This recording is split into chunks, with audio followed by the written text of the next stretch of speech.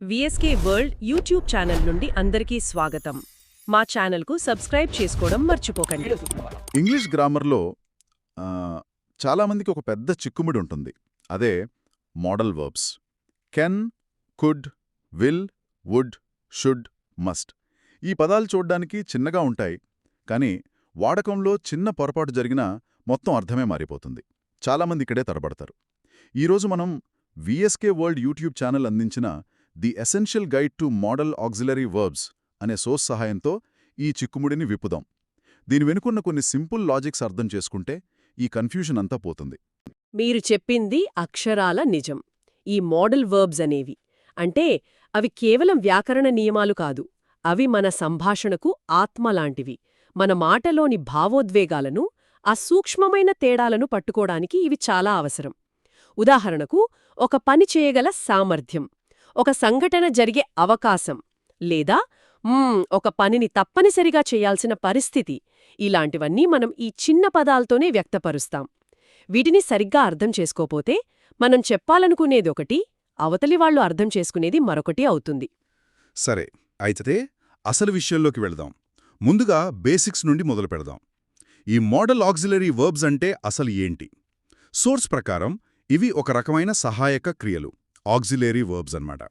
ఇవి వాక్యంలో ప్రధాన క్రియకు సహాయం చేస్తూ రకరకాల మూడ్స్ను వ్యక్తపరుస్తాయి. ఈ మూడ్స్ అంటే సామర్థ్యం అంటే ఎబిలిటీ, అవకాశం పాసిబిలిటీ, బాధ్యత ఆబ్లిగేషన్, ఇలాంటివి. అవును, ఇక్కడ మూడ్స్ అనే పదం చాలా ముఖ్యం. దాన్ని ఇలా ఆలోచిద్దాం. ప్రధాన క్రియ అంటే మెయిన్ వర్బ్ ఒక చర్య అయితే, మోడల్ వర్బ్ అనేది ఆ చర్యకు మనం ఇచ్చే ఒక ఫ్లేవర్ లేదా ఒక రంగు లాంటిది. ఫ్లేవర్. ఓకే. ఉదాహరణకు, స్పీక్ అనేది ఒక చర్య. దానికి క్యాన్ అనే ఫ్లేవర్ జోడిస్తే సామర్థ్యం అనే అర్థమొస్తుంది. అదే స్పీక్కి మస్ట్ అనే ఫ్లేవర్ జోడిస్తే నిర్బంధం లేదా తప్పనిసరి అనే అర్థమొస్తుందన్నమాట. సోర్స్లో ఉన్న రేఖాచిత్రం కూడా ఇదే చెప్తోంది. మోడల్ వర్బ్ అనేది ప్రధాన క్రియ యొక్క ఉద్దేశ్యాన్ని, దాని సందర్భాన్ని పూర్తిగా మార్చేస్తోంది. ఆ ఫ్లేవర్ అనాలజీ చాలా బాగుంది. అంటే రన్ అనేది ఒక బేస్ డిష్ అయితే, క్యాన్ రన్ అంటే సామర్థ్యం అనే మసాలా, మస్ట్ రన్ అంటే తప్పనిసరి అనే మసాలా వేసినట్టు. చాలా ఆసక్తికరంగా ఉంది. సోర్స్లో కొన్ని మంచి ఉదాహరణలున్నాయి, వాటిని చూద్దాం. ముందుగా సామర్థ్యం, ఎబిలిటీ కోసం. I can speak in English అంటే నేను ఇంగ్లీష్లో మాట్లాడగలను. ఇక్కడ క్యాన్ నా సామర్థ్యాన్ని సూచిస్తోంది. అవును. అలాగే అవకాశం, మనే పాసిబిలిటీ, దానికోసం ఇట్ మే రెయిన్ టుడే అంటే ఈరోజు వర్షం పడవచ్చు. ఇక్కడ మే అనేది వర్షం పడటానికి ఉన్న అవకాశాన్ని, ఒక సంభావ్యతను తెలియజేస్తోంది. ఇది ఖచ్చితంగా జరుగుతుందని చెప్పట్లేదు. బహుశా జరగవచ్చు, జరగకపోవచ్చు. ఒక్క నిమిషం, ఇక్కడే నాకొక సందేహం వస్తుంది. చాలామంది ఇట్ మైట్ రెయిన్ టుడే అని కూడా అంటారు కదా. మరి మేకీ మైట్కి తేడా ఏంటి? రెండూ అవకాశాన్నే కదా చెబుతున్నాయి. ఈ సోర్స్లో దాని గురించి ఏమైనా ప్రస్తావన ఉందా? మీరు చాలా ముఖ్యమైన పాయింట్ లేవనెత్తారు. సోర్స్ నేరుగా ఈ పోలికను చూపనప్పటికీ మూడ్స్ అనే కాన్సెప్ట్ నుంచి మనం దీన్ని అర్థం చేసుకోవచ్చు. మే అనేది ఒక బలమైన అవకాశాన్ని, అంటే అ స్ట్రాంగ్ పాసిబిలిటీని సూచిస్తుంది. బహుశా ఆకాశం మబ్బుగా ఉండి వర్షం వచ్చే సూచనలు ఎక్కువగా ఉన్నప్పుడు ఇట్ మే రెయిన్ అంటాం. ఓకే. పాసిబిలిటీ ఉన్నట్లు. ఆకాశం నిర్మలంగా ఉన్నా ఏదో చిన్న అవకాశం ఉందిలే అన్నప్పుడు ఇట్ మైట్ రెయిన్ అంటాం. ఈ చిన్న తేడా సంభాషణలో చాలా మార్పు తెస్తుంది. ఓకే. ఓకే, ఇప్పుడు క్లియర్గా ఉంది. ఇక సోర్స్లోని మరో ఉదాహరణ చూస్తే, అదే మే అనే పదాన్ని అనుమతి అంటే పర్మిషన్ ఇవ్వడానికి కూడా వాడారు. యూ మే గో నౌ అంటే మీరు ఇప్పుడు వెళ్ళవచ్చు. ఇది చాలా ఆసక్తికరంగా ఉంది. ఒకే పదం రెండు వేర్వేరు సందర్భాలలో రెండు విభిన్నమైన మూడ్స్ను ఎలా వ్యక్తపరుస్తుందో చూడొచ్చు. వాస్తవానికి అనుమతి విషయంలో కూడా ఇలాంటి సూక్ష్మమైన తేడాలున్నాయి. యూ మే గో నౌ అనేది చాలా ఫార్మల్, మర్యాదపూర్వకమైన అనుమతి. ఒక ఆఫీసర్ తన కింద పనిచేసేవాళ్ళకి చెప్పినట్లన్నమాట. అవును. అదే స్నేహితుల మధ్య అయితే యూ కెన్ గో నౌ అంటారు. క్యాన్ అనేది ఇన్ఫార్మల్ అనుమతిని సూచిస్తుంది.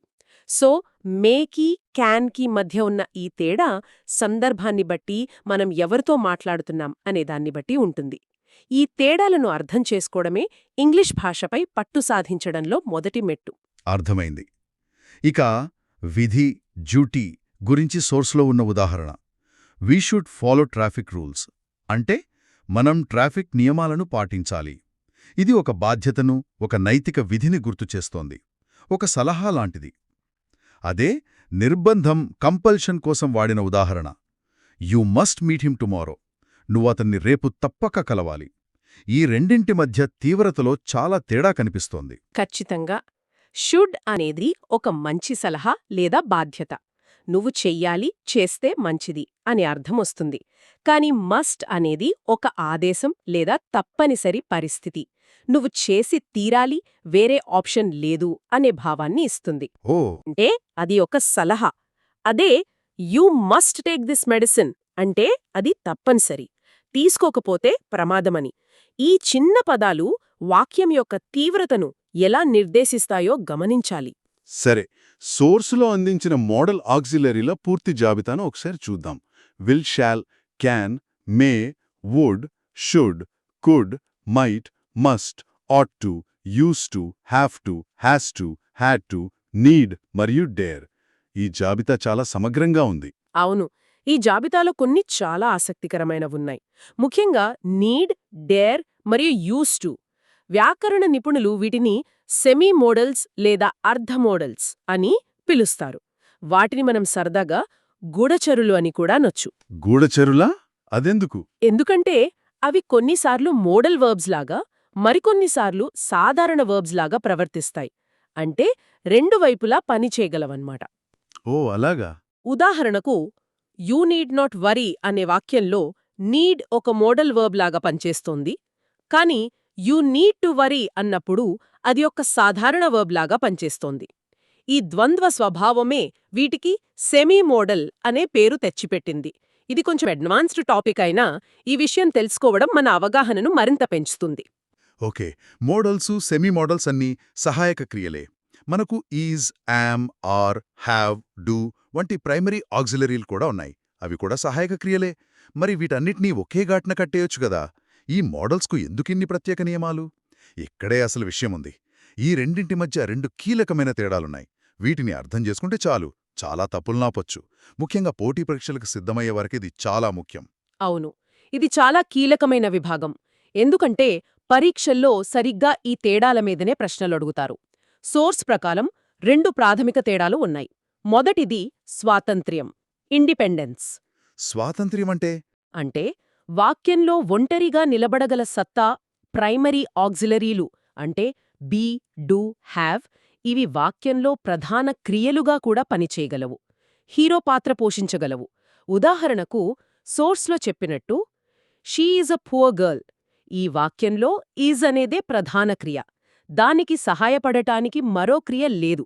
అయితే మోడల్స్ అలా కాదు. అవి ఎప్పుడూ ఒంటరిగా రాలేవు. వాటికి తోడుగా ఎల్లప్పుడూ ఒక ప్రధాన క్రియ, ఒక మెయిన్ వర్బ్ ఉండాలి. అవి ఎప్పుడూ సహాయక పాత్రలోనే ఉంటాయి, హీరో పాత్ర పోషించలేవు. సరిగ్గా చెప్పారు. మనం ముందుగా చెప్పుకున్న ఫ్లేవర్ అనాలజీ ఇక్కడ కూడా వర్తిస్తోంది. మనం కేవలం ఫ్లేవర్ను మాత్రమే వడ్డించలేం కదా. దానికొక అసలైన పదార్థం అంటే చర్య కావాలి. కరెక్ట్. అందుకే మోడల్స్ ఒంటరిగా నిలబడలేవు. సోర్స్లోని ఉదాహరణ she will come here tomorrow. ఇక్కడ విల్ అనే మోడల్ కమ్ అనే ప్రధాన క్రియకు సహాయం చేస్తోంది. మనం షీ విల్ హియర్ టుమారో అని చెప్పలేం. అది వ్యాకరణ రీత్యా పూర్తిగా తప్పు. ఓకే, మొదటి తేడా స్పష్టంగా అర్థమైంది. ఇక రెండవది సబ్జెక్ట్ అగ్రిమెంట్. సోర్స్లో దీనికి చాలా మంచి పేర్లు పెట్టారు. ప్రైమరీ వర్బ్స్ కోసం చేమీలియన్ ఎఫెక్ట్ అంటే ఊసరవెల్లిలా రంగులు మార్చడం, మరియు మోడల్స్ కోసం ది కాన్స్టెంట్ అంటే స్థిరంగా ఉండటం. ఈ చేమీలియన్ ఎఫెక్ట్ అనే పదం నాకు బాగా నచ్చింది. అవును, అది చాలా సరైన పోలిక. ఎందుకంటే ప్రైమరీ వర్బ్స్ అనేవి సబ్జెక్ట్ యొక్క నంబర్ అంటే ఏకవచనం, బహువచనం మరియు person, first, second, third person వీటిని బట్టి ఊసరవెల్లిలా వాటి రూపాన్ని మార్చుకుంటాయి. ఉదాహరణకు ఐఎమ్ గోయింగ్ కానీ సబ్జెక్ట్ షీ అయితే షీ ఈజ్ గోయింగ్ అవుతుంది. యామ్ కాస్త ఈజ్ గమ్ మారింది. అలాగే దే హ్యావ్ గాన్ కానీ సబ్జెక్ట్ హీ అయితే హీ హ్యాస్ గాన్ అవుతుంది. హ్యావ్ కాస్త హ్యాస్గా మారిందన్నమాట. అయితే మోడల్స్ అలా కాదు. అవి కాన్స్టాంట్స్. అంటే స్థిరంగా ఉంటాయి. సబ్జెక్ట్ సింగులర్ అయినా, ప్లూరల్ అయినా, ఫస్ట్ పర్సన్ అయినా, థర్డ్ పర్సన్ అయినా అవి పట్టించుకోవు.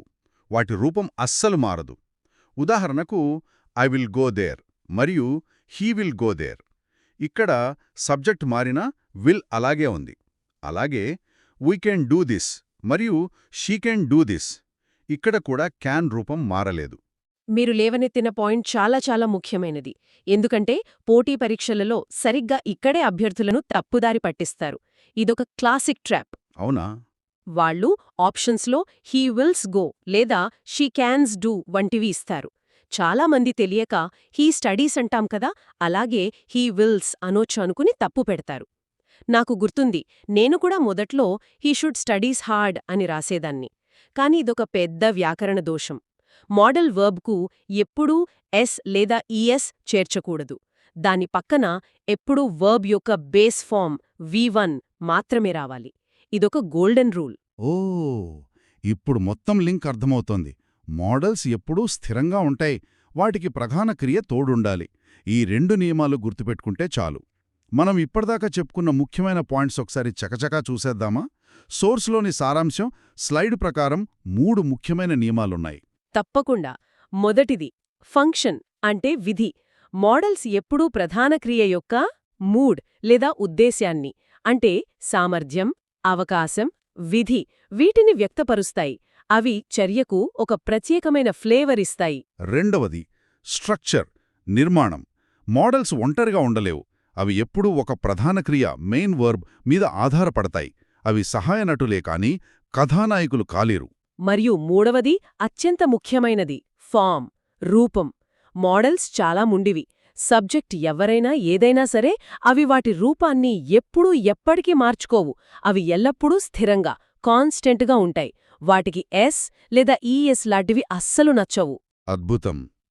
ఈ 3 నియమాలు ఫంక్షన్, స్ట్రక్చర్, ఫామ్ ఇవి గుర్తుంచుకుంటే చాలు. మోడల్ వర్బ్స్ వాడకంలో చేసే చాలా తప్పులను సులభంగా నివారించవచ్చు. ఖచ్చితంగా. ఈ 3 నియమాలు ఈ మొత్తం చర్చ యొక్క సారాంశం.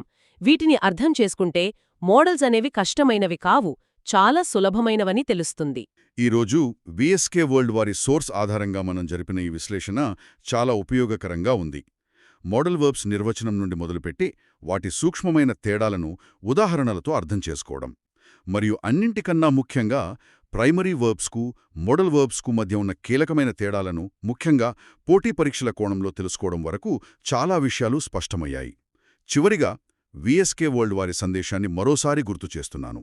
VSK వరల్డ్తో ఇంగ్లీష్ గ్రామర్లో ప్రావీణ్యం సంపాదించండి. మరిన్ని సమగ్ర మార్గదర్శకాల కోసం సబ్స్క్రైబ్ చేయండి. ఈ చర్చను ముగించే ముందు ఇది ఒక ముఖ్యమైన ప్రశ్నను లేవనెత్తుతుంది. మనం మోడల్స్ అనేది మూడ్ లేదా సూక్ష్మమైన అర్థాలను వ్యక్తపరుస్తాయని చెప్పుకున్నాం కదా. అవును. మనం చర్చించిన మే వర్సెస్ మైట్ లేదా క్యాన్ వర్సెస్ మే లాగే ఇంకా చాలా జంటలున్నాయి. ఉదాహరణకు సలహా కోసం షుడ్కు బదులుగా ought to ఎప్పుడు వాడాలి? గతంలో అలవాటుగా చేసే పనుల గురించి చెప్పడానికి వుడ్కు యూజ్డ్ టుకు మధ్య తేడా ఏంటి? వినమ్రంగా ఒక ప్రశ్న అడగడానికి విల్ యూ హెల్ప్ మీ కి బదులుగా వుడ్ యూ హెల్ప్ మీ లేదా కుడ్ యూ హెల్ప్ మీ అని ఎందుకు అంటారు? ఈ సూక్ష్మమైన తేడాల వెనుకున్న తర్కమేమిటి? ఈ విషయం గురించి స్వంతంగా అన్వేషించమని శ్రోతలను ప్రోత్సహిస్తున్నాను. ఇది భాషపై మరింత లోతైన పట్టు సాధించడానికి సహాయపడుతుంది.